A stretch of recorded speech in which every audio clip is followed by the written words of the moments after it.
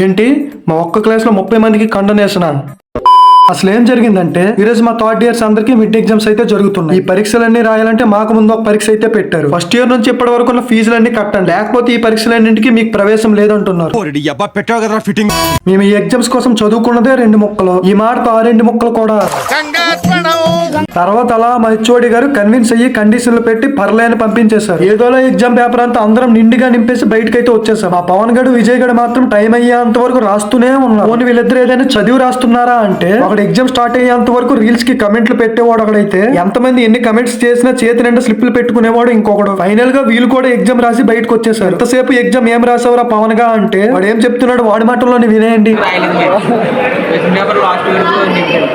ఏదోలా ఎగ్జామ్స్ అన్ని అయిపోయాయని ఇప్పుడే హ్యాపీగా ఉంటే, ఏలోగా మా సిఆర్ గారు కామ్ గా కండనేషన్ లిస్ట్ అయితే పెట్టాడు. కండనేషన్ అంటే కాలేజీకి రాని ఒకరో ఇద్దరికో వేస్తారనుకుంటే, వినాయక చవితి చందాల క్లాస్ అందరికి వేసేస్తున్నారు. మరి ఇవి ఇవాళ ముఖ్యాంశాలు. మళ్ళీ ఇంకో వీడియోలో మళ్ళీ కలుద్దాం. వెళ్ళే ముందు సబ్స్క్రైబ్ చేయడం మర్చిపోవద్దే.